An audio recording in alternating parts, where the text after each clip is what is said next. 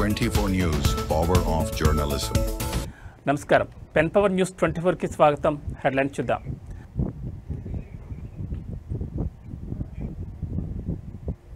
హైదరాబాద్లో భారీ వర్షం, లోతట్టు ప్రాంతాలు జలమయం.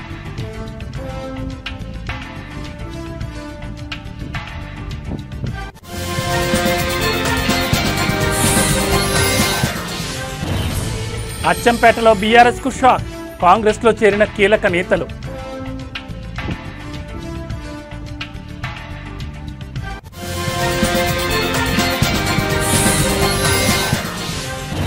అసెంబ్లీలో బీఆర్ఎస్ ఎమ్మెల్యేల మెరుపు ధర్నా, పార్టీ మారిన ఎమ్మెల్యేలపై అనర్హత వేటు వేయాలని నినాదాలు.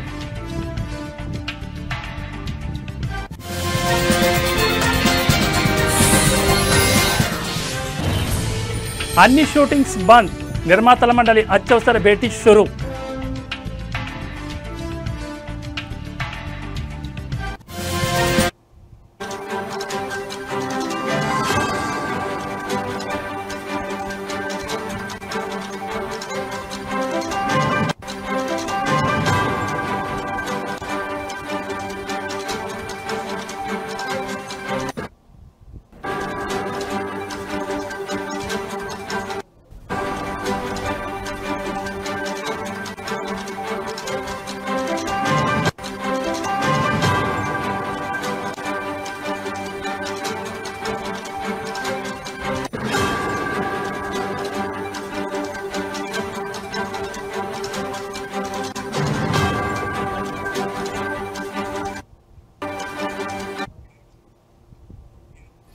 బులెటిన్లో బ్రేకింగ్ న్యూస్ చూస్తున్నాం. హైదరాబాద్ మహానగర వ్యాప్తంగా వర్షం దంచి కొడుతోంది. ఇవాళ సాయంత్రం వరకు ఎండ ఉండగా సాయంత్రం ఒక్కసారిగా వాతావరణం మారిపోయింది. దీంతో రహదారులన్నీ జలమయమయ్యాయి. భారీగా కురిసిన వర్షంతో నగరవాసులు తడిసి ముద్దయ్యారు. వర్షానికి వివిధ పనులపై బయటకు వచ్చిన వాహనదారులు తీవ్ర ఇబ్బందులు పడుతున్నారు.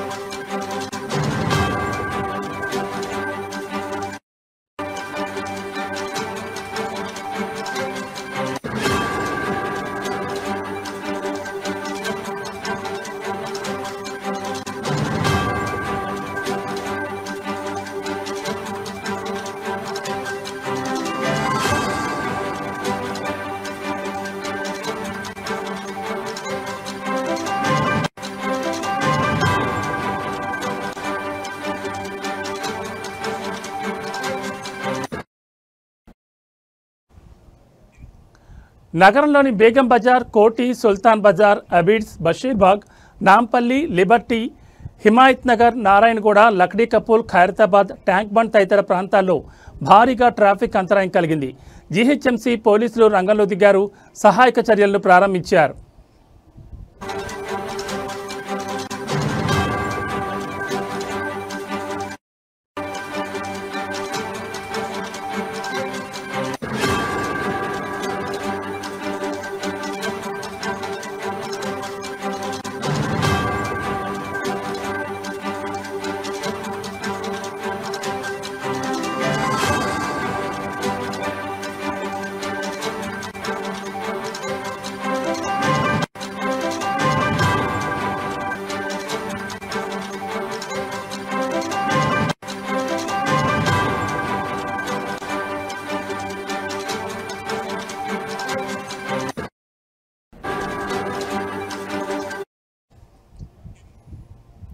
బులెటిన్లో బ్రేకింగ్ న్యూస్ చూస్తున్నాం. హైదరాబాద్ మహానగర వ్యాప్తంగా వర్షం దంచి కొడుతోంది.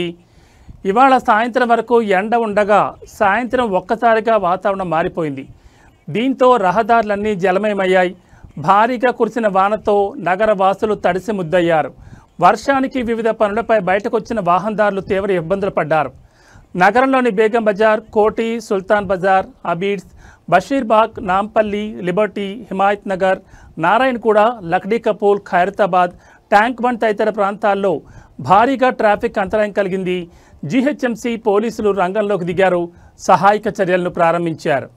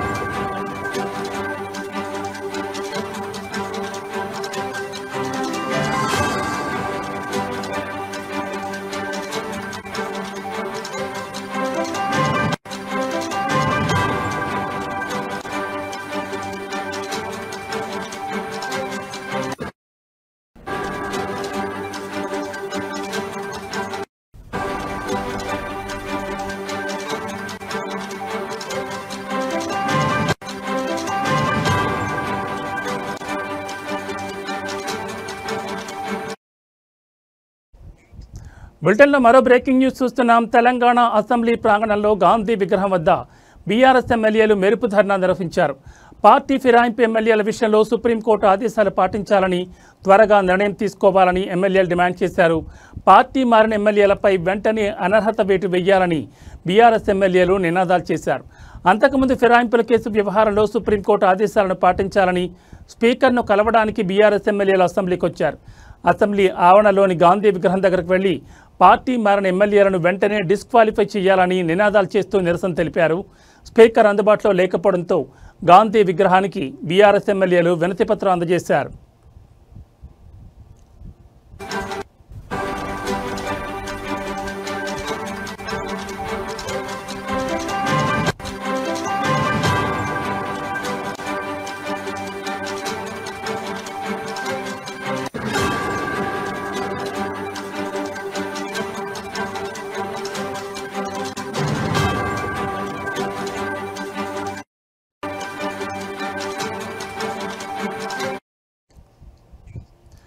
బ్రేకింగ్ న్యూస్ చూస్తున్నాం. తెలంగాణ అసెంబ్లీ ప్రాంగణంలో గాంధీ విగ్రహం వద్ద బీఆర్ఎస్ ఎమ్మెల్యేలు మెరుపు ధర్నా నిర్వహించారు. పార్టీ ఫిరాయింపు ఎమ్మెల్యేల విషయంలో సుప్రీంకోర్టు ఆదేశాలు పాటించాలని, త్వరగా నిర్ణయం తీసుకోవాలని ఎమ్మెల్యేలు డిమాండ్ చేశారు. పార్టీ మారిన ఎమ్మెల్యేలపై వెంటనే అనర్హత వేటు వేయాలని బీఆర్ఎస్ ఎమ్మెల్యేలు నినాదాలు చేశారు. అంతకుముందు ఫిరాయింపుల కేసు వ్యవహారంలో సుప్రీంకోర్టు ఆదేశాలను పాటించాలని స్పీకర్ను కలవడానికి బీఆర్ఎస్ ఎమ్మెల్యేలు అసెంబ్లీకి వచ్చారు. అసెంబ్లీ ఆవరణలోని గాంధీ విగ్రహం దగ్గరకు వెళ్లి పార్టీ మారిన ఎమ్మెల్యేలను వెంటనే డిస్క్వాలిఫై చేయాలని నినాదాలు చేస్తూ నిరసన తెలిపారు. స్పీకర్ అందుబాటులో లేకపోవడంతో గాంధీ విగ్రహానికి బీఆర్ఎస్ ఎమ్మెల్యేలు వినతిపత్రం అందజేశారు.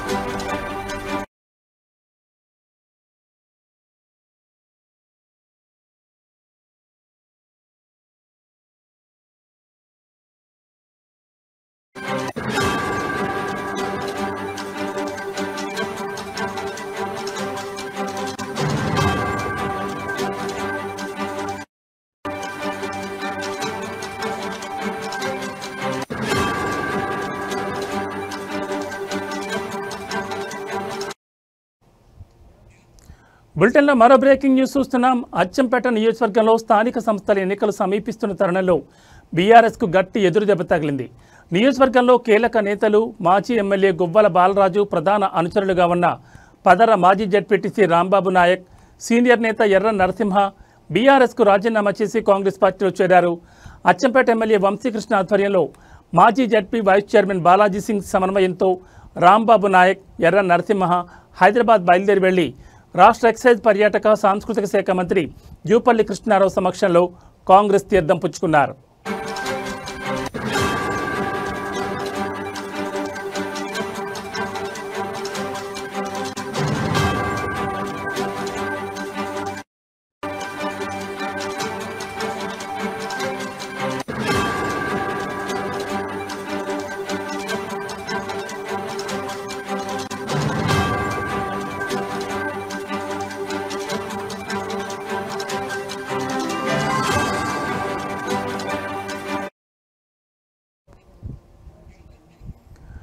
అనంతరం మాజీ మంత్రి జూపల్లి ఎమ్మెల్యే వంశీకృష్ణ బాలాజీ సింగ్ ఠాకూర్తో కలిసి ముఖ్యమంత్రి కార్యాలయం చేరుకున్నారు. పార్టీలో చేరిన నాయకులను ముఖ్యమంత్రి రేవంత్ రెడ్డి ప్రత్యేకంగా అభినందించారు. అభివృద్ధి కోసం పార్టీలోకి రావడం శుభపరిణామని, ప్రభుత్వ పథకాలను ప్రజల్లోకి చేరవేసి పార్టీని మరింత బలోపేతం చేయాలని ముఖ్యమంత్రి సూచించారు. కాంగ్రెస్ ప్రభుత్వం చేపడుతున్న ప్రజా సంక్షేమ పథకాలు, అభివృద్ధి కార్యక్రమాలు ప్రజలు ఎంతగానో ఉపయోగపడుతున్నాయన్న ఉద్దేశంతోనే బీఆర్ఎస్కు రాజీనామా చేసి కాంగ్రెస్ పార్టీలో చేరినట్లు రాంబాబు నాయక్, ఎర్ర నరసింహ తెలిపారు.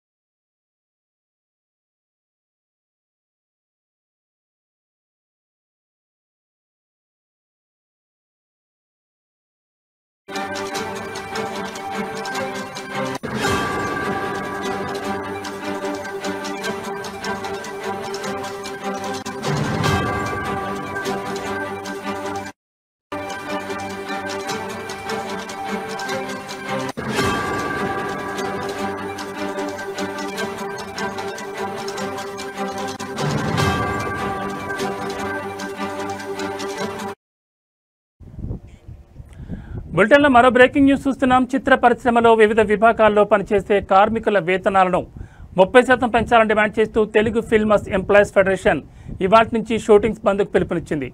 ఈ హఠాత్ పరిణామంతో సెట్స్ పై ఉన్న మూవీ షూటింగ్స్ ఎక్కడికక్కడ నిలిచిపోయాయి. ఈ నేపథ్యంలోనే తాజాగా మరో కీలక పరిణామం చోటు చేసుకుంది.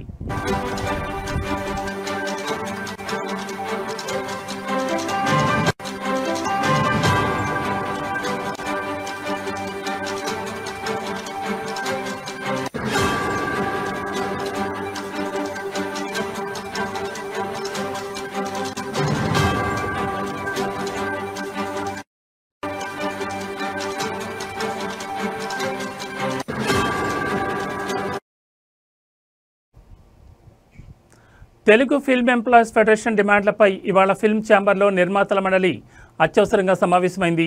ఈ సమావేశానికి Telangana film development corporation chairman Dil Raju, నిర్మాతలు అల్లు అరవింద్, మైత్రి రవి, సురేష్ బాబు, శివలెంక కృష్ణప్రసాద్, రాధామోహన్, బాపినీడు, ఠాగూర్ మధు, ఫెడరేషన్ సభ్యులు, ఫిల్మ్ ఛాంబర్ సభ్యులు హాజరయ్యారు. భేటీలో ప్రధానంగా కార్మికుల వేతనాల పెంపుపై చర్చించి ఓ ప్రకటనను విడుదల చేయబోతున్నట్లుగా తెలుస్తోంది.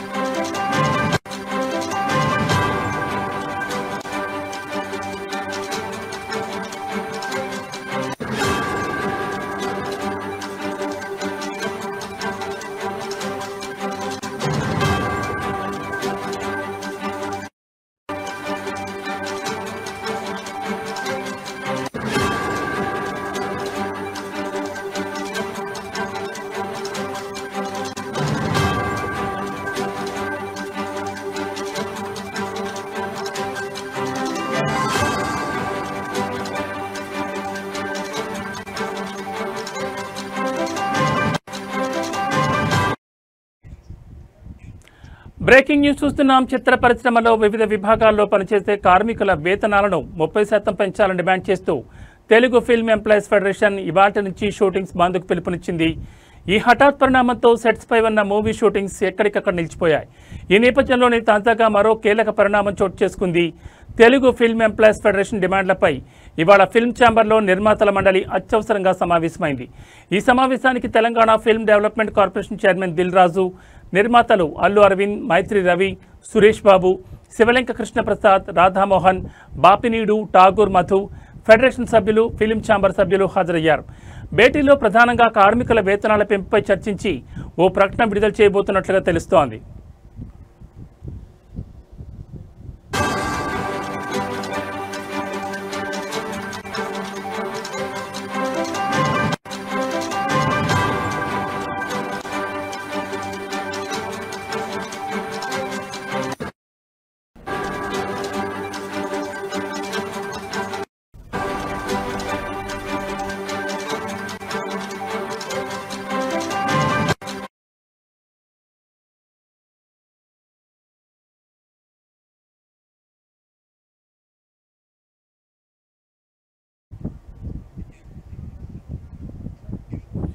అఖిల భారత పద్మశాలి సంఘం నర్సంపేట పట్టణ కమిటీ అధ్యక్షులు గాజుల సాంబయ్య నేత, ప్రధాన కార్యదర్శి బాలినే జగన్ నేత అధ్యక్షతన సభ్యత్వ నమోదు కార్యక్రమం చేపట్టారు.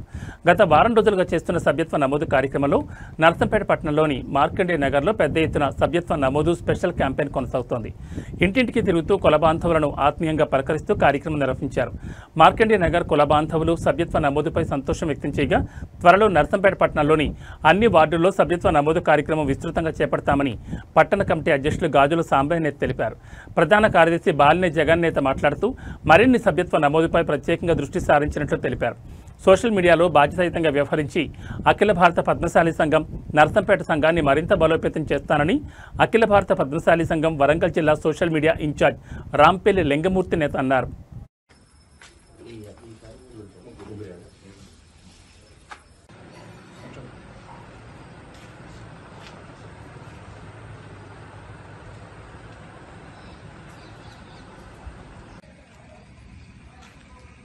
పద్మశాలీల ఐక్యత, పద్మశాలీల ఐక్యత.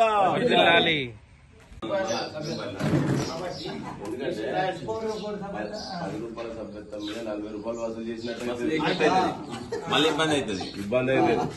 అట్లా ఏ సభ్యత్వం డీటెయిల్స్ అన్నీ ఫోన్ నెంబర్ మీరే పెడుతున్నా. ఫోన్ నెంబర్ కొంటే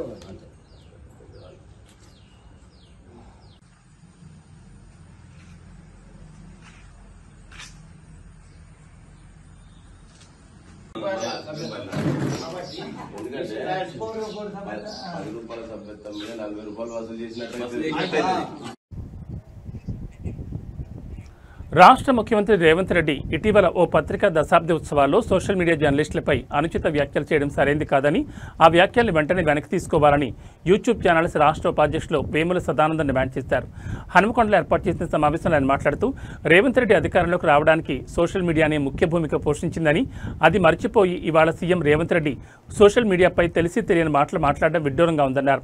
ఇవాళ ప్రభుత్వాలు అధికారంలో ఉండాలన్నా కూలాలన్నా సోషల్ మీడియానే అన్నారు. సోషల్ మీడియా జర్నలిస్టుల మనోభావాలు దెబ్బతినేలా సీఎం స్థాయిలో ఉన్న వ్యక్తి మాట్లాడడం అవివేకమన్నారు. జిల్లా అధ్యక్షులు జర్నలిస్ట్ స్వామి మాట్లాడుతూ సీఎం రేవంత్ వ్యాఖ్యలు వెనక్కి తీసుకుని సోషల్ మీడియా జర్నలిస్టులకు బేషరతుగా క్షమాపణ చెప్పాలని డిమాండ్ చేశారు. ఈ కార్యక్రమంలో Swaraj news CEO Pulikanti Rajender, channel సీఈఓలు వేణుగౌడ్, రమేష్, రజని, స్వప్న, ఖాదర్ పాషా, కమల్, అశోక్ పాల్గొన్నారు. ఆన్లైన్ మీడియా జర్నలిస్టులుగా మేమంతా తీవ్రంగా ఖండిస్తున్నాం. ఆయనను ప్రతిపక్ష నాయకుడిగా ఉన్న రోజుల్లోనే మెయిన్ స్ట్రీమ్ ఆయనను ఎప్పుడు కూడా లెక్కలోకి తీసుకోలేదు, ఆయనను పక్కన పెట్టారు. ఆయనను ప్రధానంగా హైలైట్ చేసిందే social media. YouTubers social media లేకపోతే ఆయన ఇవాళ ముఖ్యమంత్రి పదవిని అధిష్ఠించకపోవునని మా అభిప్రాయము. ముఖ్యమంత్రిగా ఆయన అధిష్ఠించిన తర్వాత అధికారము మత్తులో ఉండి మెయిన్ స్ట్రీమ్ను వెంబడించుకుంటూ ఆయనను క్లిక్ చేసిన యూట్యూబర్స్ మీద అక్కసు వెలగక్కిండు. ఆయన బేషరతుగా ఆయన మాటలు వెనక్కి తీసుకోవాలి. సరే అన్ని రాజకీయ పార్టీలు సోషల్ వారియర్స్ను పెట్టుకొని వాళ్ళు అధికార పక్షం మీద పాలకులు ఎవరైతే ఉన్నారో అప్పుడున్నటువంటి గవర్నమెంట్ ఏదైతే ఉన్నదో అప్పుడు విలేకరుల మీద జర్నలిస్టుల మీద జర్నలిస్ట్ సంస్థల మీద ఎన్ని దాడులకు దిగినాయో అప్పుడు మీరు చూసే ఉన్నారు. సో అవన్నీ మీరు తెలుసుకొని ఇప్పుడు అవన్నీ కాదనుకొని మళ్ళీ ఇప్పుడు మిమ్మల్ని తీసుకొచ్చుకున్నవి ఎందుకు? ఇప్పుడు మీరు మాకు మమ్మల్ని అగౌపరచడానికి కాదు. సో మీరు దీన్ని తీవ్రంగా మేము ఖండిస్తున్నాం. దీంతో రెండోసారి ముఖ్యమంత్రి రేవంత్ రెడ్డి గారు దీంతో రెండోసారి యూట్యూబ్ ఛానల్స్ మీద చిన్న చూపుగా మాట్లాడడం జరిగింది. దీన్ని ఈ విధంగా ఇంకో తప్ప కనుక మాట్లాడితే సో రాబోయే ఎలక్షన్స్ ఉన్నాయి. ఆ రాబోయే ఎలక్షన్స్లో యూట్యూబ్ ఛానల్స్ పవర్ ఏందో, డిజిటల్ మీడియా పవర్ ఏందో. ఇవి బులెటిన్ విశేషాలు. మరో బులెటిన్లో మళ్ళీ కలుద్దాం. నమస్తే.